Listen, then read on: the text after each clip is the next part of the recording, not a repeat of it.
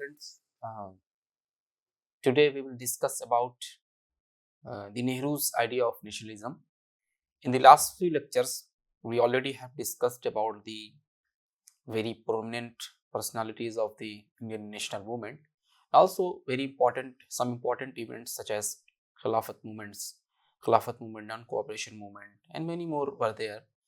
Today, Nehru, who is one of the most important leader of the India's independence and the first prime minister of the independent India, we will discuss about his views on the nationalism. Let us introduce that with the different phases of the Nehru's life. And he was born in Allahabad in 1889 in the British India, and his father was Motilal Nehru, who was a prominent barrister and served as the president of the Indian National Congress for twice. And Motilal Nehru was born into the Kashmiri Pandit community and achieved wealth through his legal practice. Nehru's mother, who was the Swarup Rani Thusu, who hailed from a respected Kashmiri Brahmin family. Swarup Rani was Motilal's second wife, and his first wife had died during the childbirth. Nehru was the eldest of the three children in the family.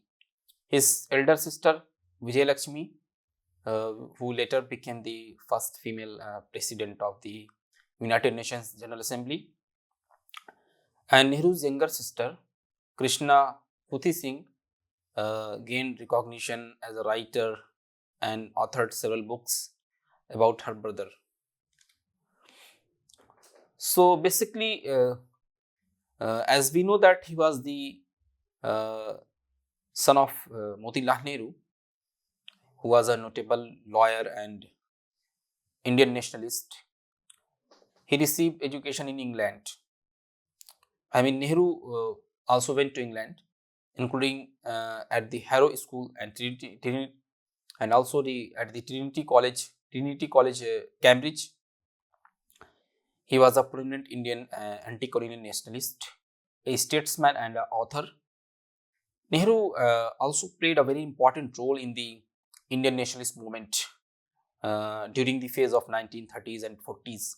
Upon India's independence, in 1947, he became the country's first prime minister who served more than 16 years.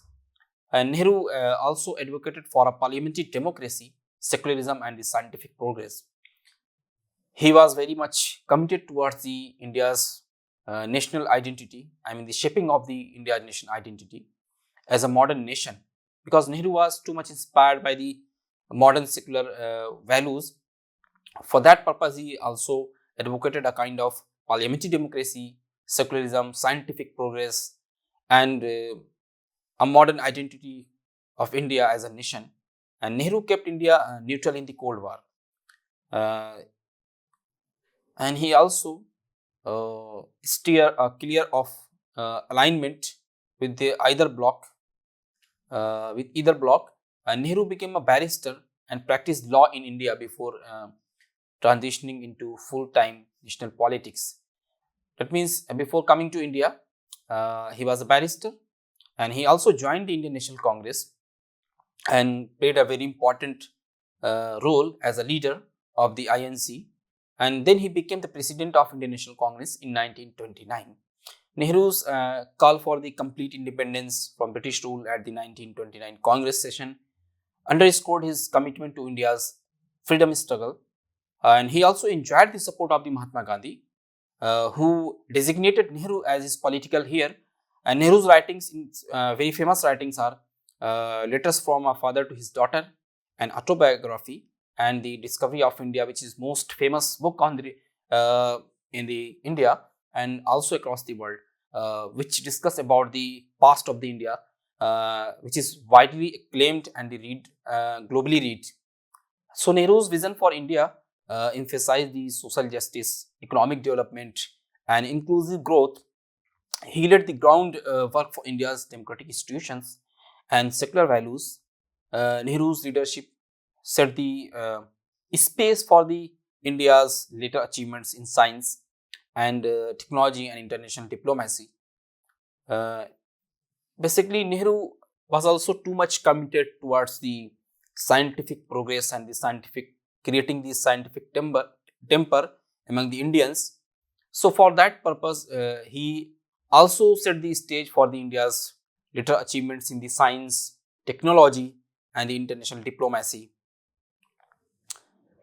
Now, we are moving towards his idea of nationalism. In the last lecture, we already discussed about the idea of nationalism given by the Maulana Abul Kalam Azad and Hussain Ahmad Madni. Similarly, Nehru also had some view on the nationalism. Sure, he was not a theorist or a complete man in terms of defining the nationalism, but Nehru was a great nationalist. Despite of lacking a formal theory of nationalism, he provided some insight on the ideas of nationalism, and he believed in the fundamental unity of the India. We are very well aware of the uh, his famous quote, which is about the unity in diversity. So, which was rooted in the cultural foundations rather than narrow religious definitions. So, Nehru was very much away from the religious definition or the religious values in terms of taking any inspiration, but he was very much close to the Western secular and the socialist values. So, in that term, Nehru acknowledged the existence of the diverse cultural traditions in India, admired the underlying unity throughout its history. So, he was inspired by the concept of culture pluralism and synthesis. Seeing he viewed it as a strength of the Indian identity. Nehru also viewed the nationalism as a means of self-affirmation, which was rooted in the collective memory of past achievements, traditions, and the experiences.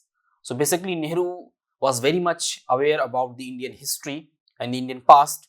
So through the culture endorsement or the traditions, past traditions, and the achievements, he derived his many values regarding the nationalism. So he observed that the nationalism has endured and is strengthened over time, and particularly during times of the crisis. So Nehru recognized that the nationalism has solid social, political, and economic foundations which shape the identity and aspirations of the nation. He was already a nationalist. Uh, he was uh, he was inherently a nationalist and also stand against the authoritarianism or authoritarian tendencies.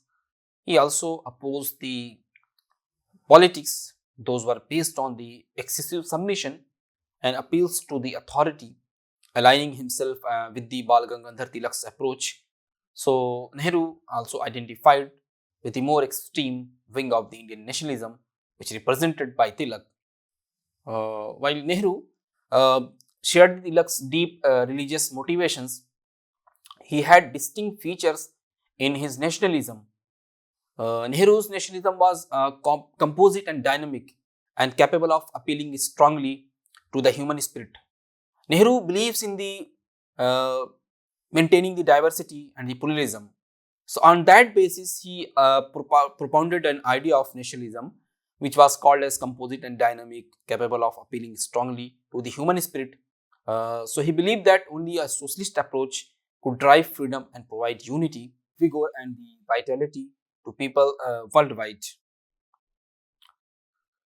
Nehru also criticized the narrow and the fanatical nationalism, which means a kind of extreme nationalism, or you also can say a kind of narrow nationalism. Both parts were criticized in the aspect of Nehru. So he recognized its potential harm also because he was completely uh, able to understand the extreme or the narrow-minded kind of nationalism. So in fostering feelings of superiority among people, in Nehru's view, uh, the feeling of the superiority among the people was a kind of harm. So it would be most undesirable if the spirit of nationalism pushed up any people towards aggressive expansionism So Nehru himself says of the Indian nationalism as liberal and tolerant. So Nehru basically maintained both the aspect while giving any insight on the nationalism, either it's extremist or the narrow-minded nationalism. So basically, he took a moderate view as a liberal and the tolerant view of the nationalism in the Indian context, because India was a diverse country, diverse religion are there, diverse. I mean, the polarity is there. So in that context, Nehru basically emphasized on the uh, composite, or we can say that dynamic and the liberal or the tolerant kind of nationalism. So Nehru himself says that nationalism is essentially an anti-feeling, and it feeds and patterns on hatred and anger against other national groups. So in that terms, we can say that nationalism also create a kind of feeling or a feeling of hatred towards other national groups. So that's what Nehru actually said in this quotation. So Nehru's nationalism has translated into action of patriotism and a strong commitment to India's independence. And he believed in the idea of complete independence for India. Nehru was a staunch supporter of the India's as a sovereign power. Rather, he also rejected dominion status, and he demanded a kind of full independence. So Nehru rejected the notion of the dominion status for India and also advocated the full sovereignty of India. In 1928, Nehru expressed India's ability to convey its message to the world more effectively as an independent nation rather than as a part of the British Empire. So, as president of the Indian uh, National Congress in 1928, Nehru presided over the Lahore Congress session, and during this session, the Poon Swaraj resolution, which declared complete independence for India, was passed under the Nehru's leadership. So, basically, we can see that how Nehru actually expressed the India's ability to convey its message to the world.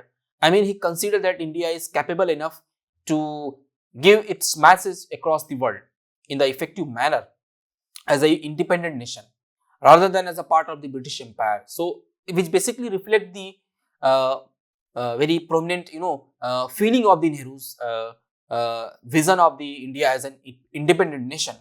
So, as a president of the Congress, Indian National Congress, he presided over the Lahore Congress session, and in that session, he demanded the Poon Swaraj, proposed the Poon Swaraj resolution, which declared the complete independence. I mean, the full independence of India, that was passed under the Nehru's leadership.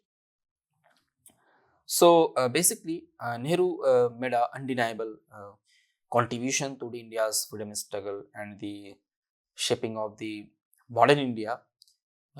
He was the very key leader of the Indian National Congress, and he followed the Mahatma Gandhi, but also diverged from him significantly. While Gandhi emphasized that spirituality in politics and economic trusteeship, because Gandhi was too much a religious person, and he endorsed very much a religious for so many religious concepts and the religious inspiration while defining the politics. And Nehru remained secular and advocated for science as a solution to societal issues. Nehru was very much in the favor of scientific temper and the humanism. So he promoted a scientific temper throughout his life, and he also maintained a pragmatic and realistic approach for the to the political challenges.